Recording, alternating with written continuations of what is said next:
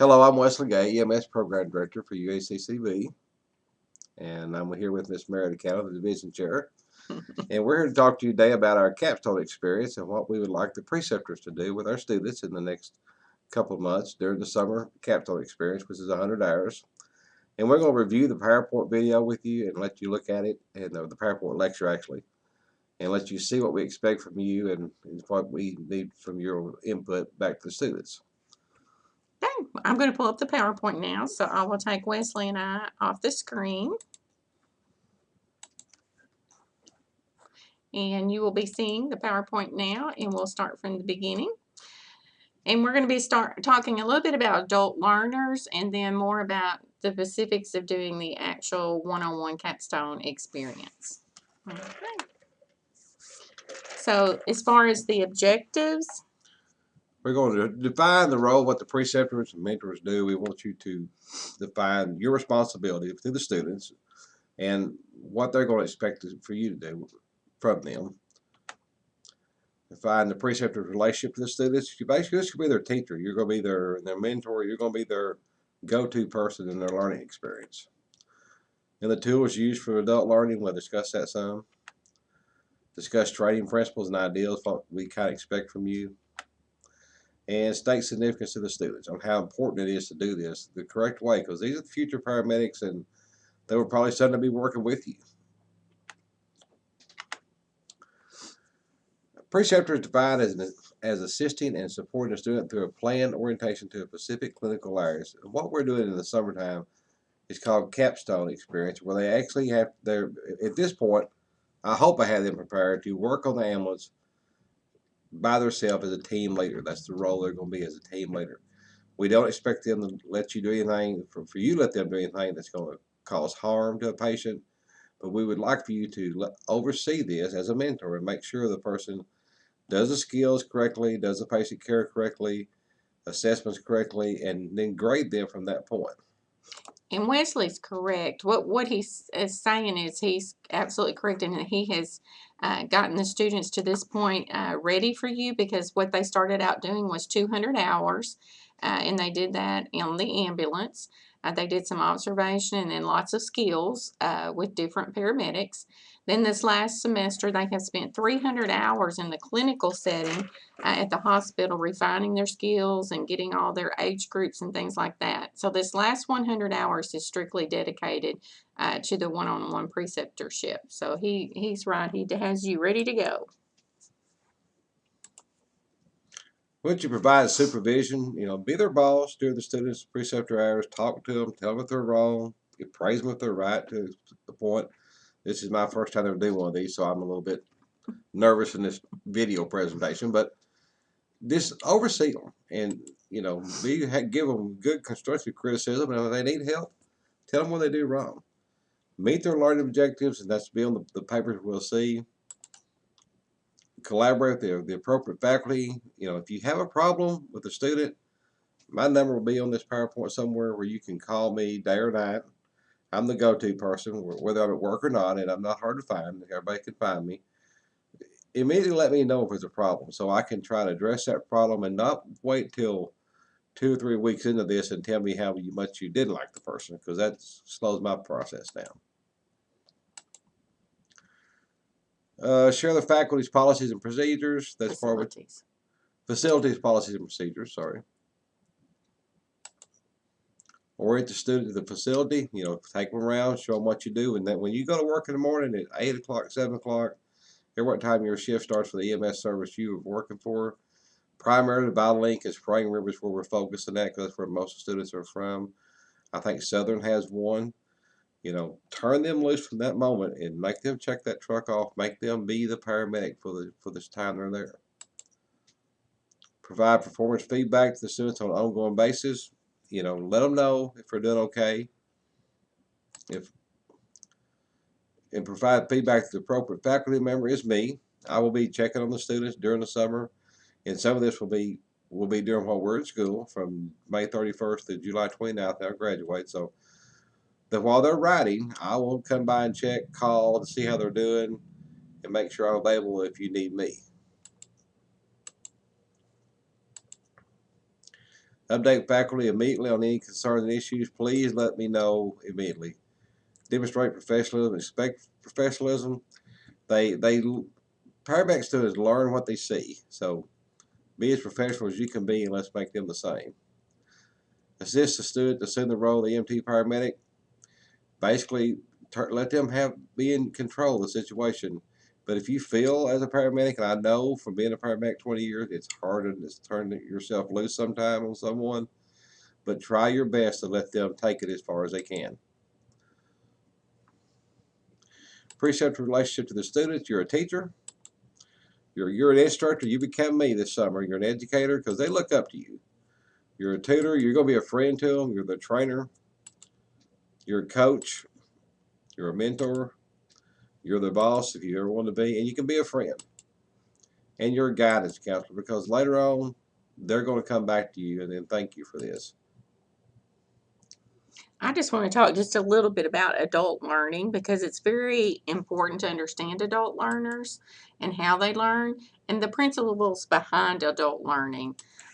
Adults are a little different than when you're teaching others because one principle, for example, is to make sure your adult students understand why. A lot of times, if they understand why they're doing something, it's very important. We tend sometimes to get in the role of being a mentor and just doing, and we forget there's someone right there beside us that it could be golden teaching moments of explaining why we're doing things. Anything you want to add, Wesley? No, I think that covers that pretty well. Okay.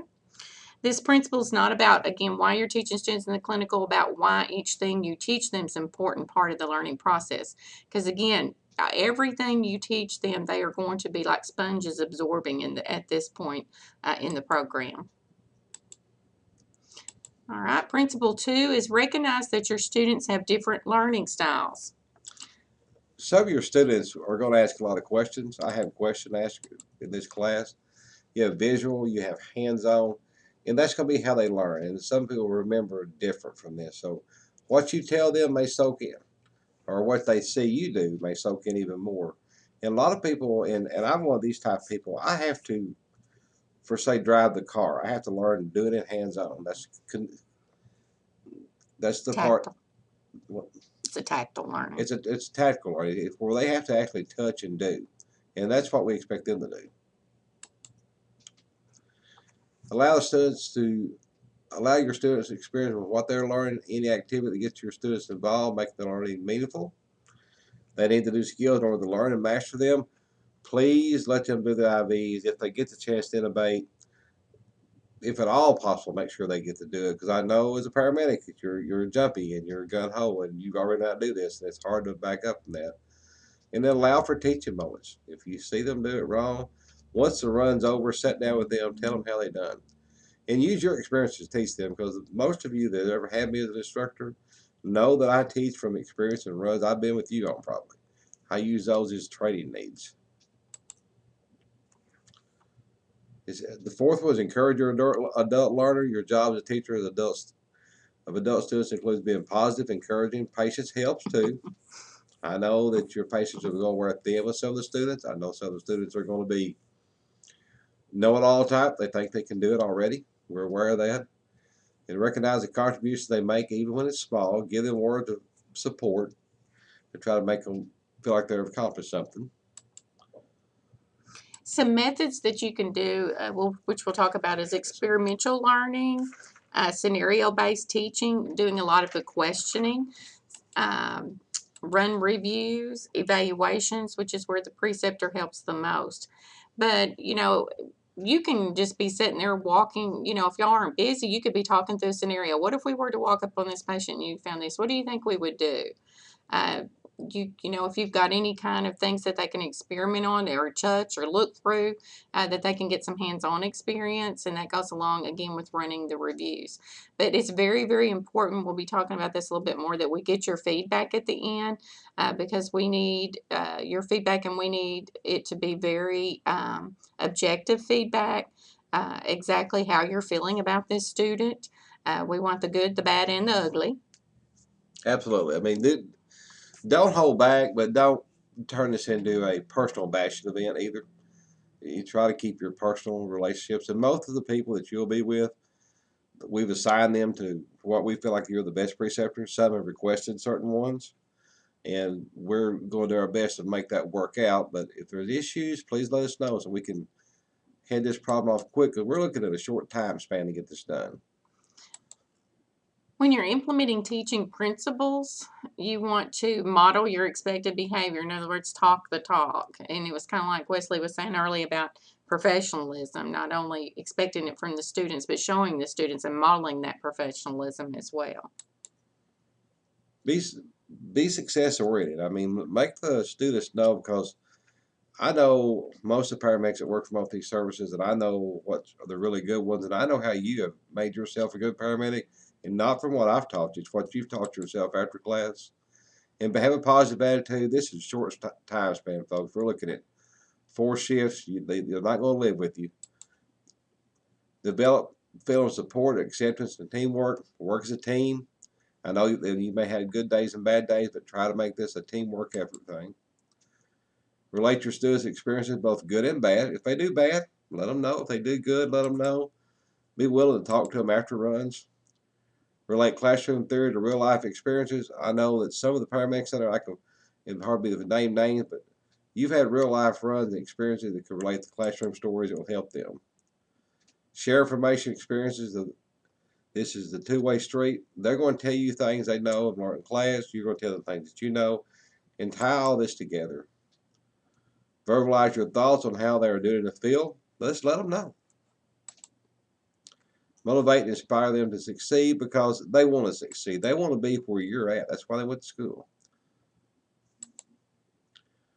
Which is what can you give back to the students? Your knowledge, your direction, the role models, competence, good or bad, judgment, attitude, good or bad, problem solving, professionalism, very much that, trust, leadership, and teamwork, skills. And to keep in mind the day that I always say this, and you were a student one time as I was, and we had to learn from someone. So be that good learning experience for these students and make those good paramedics, because they're going to replace you someday in life. Evaluations, evaluations, evaluations. This is by accreditation means we have to have evaluations in order to see how they're doing. They're very simple to fill out. Change behavior due to interaction with environment. Acquisition of habits, knowledge, and attitudes. Both a product and active process. Evaluation learning is a necessity. This is, no, we can't get around this. And we can't. Learning is, and we know anytime you learn, there's a change in behavior that occurs. And that's the whole thing. We're wanting these students to learn through this process. And the only way they're going to do that is with your input. You've got to be 100% on board with this capstone experience to make this work. And like Wesley said, you have been hand selected and put with certain students because they felt like that you were the best preceptor for them. So we know that this is going to be a good experience for everybody. Evaluating student performance. Academic skills and intellectual development. I mean, skills be one thing. Students assessment of their own learning skills. Students' effective domain. Being on time, professional, respectful. I've stressed to them more times than one. This is your job. It's your job site. You be at your capstone spirit on time. You dress, you look the part, and you do the part. And if they're not doing that, we expect to know about that, and we expect for them to be counted off in that area, because affective domain is just as important as the cognitive domain. Yes. Evaluation, we have forms and forms and forms. You can see that there's clinical field, checklist. This is the same form we use in the hospital. It's a clinical field. Change that time. It's a field evaluation. We do the affective, cognitive, psychomotor domain. Feel free to write comments. You know, if you're going to give a person a grade below a 3 in very many places, please put why you're going below that 3 so I can know to make them better. In fact, that's the issue we need to address then, not after it's over with. So, like Wesley said, there's 3 main domains, and this is accreditation's really sticky about making sure these domains are evaluated, and we are as well in our program. Affective domain, like he was talking about, is, the appearance, their initiative, their attitude, their leadership. Where cognitive is their knowledge base. Are you seeing that they are applying things that they learned in the classroom to the clinical setting when they are there with your field experience in this case? Do they know something about the patho of the diseases? Are they understanding the pharmacology? And whereas your psychomotor domain is actually initiating the skills part. Are they doing the treatments correctly? Are they administering the medications? Do they have good assessment skills? This is the actual hand-on part. Whoops, let me go back. Got happy there. How do you complete evaluations? Procedure for completing them. Evaluate each student in all areas of evaluation form, like Ms. Candler said. Feel free to discuss your evaluation. Give them feedback as needed. They need to know if they're doing it wrong. They don't need to know after I see the evaluation. All return evaluation will be returned to the program, not to the students. We don't want any chance of alteration of evaluations, and that just opens the door for that. We'll either give self-addressed envelopes, or we'll provide you with a secure means for me picking these evaluations up. And my plan is to keep up with their writing schedule and come to your location at least weekly. The ones that the person's going to be at Southern, we're going to have to work something else out for that, because I probably can't drive to Stuttgart every week or Breaker, where it may be. But the rest of the places I can. Students are not to return the evaluation. Do not let them have the evaluation. Expectation, grade the student objectively, please. Grade the student fairly. Just be honest with me. Keep the instructor informed of any concerns. Do not have a problem calling me. You never have had a problem calling me, but don't start now. And lead by example. Be timely. Remember when we were all students, I said that a while ago, because people kind of seem to have the tendency to forget that, and I can understand, because you get complacent in your job and you do your job a certain way, and it's hard to turn yourself over to someone else. What we have to do through accreditation is we have to have what is considered a team lead. The students will be expected to do 25 team leads. A team lead is someone who provides direction, leadership to a group of individuals of the team. The team lead is under the direction of the preceptor. You're the boss, and this is called capstone or internship experience.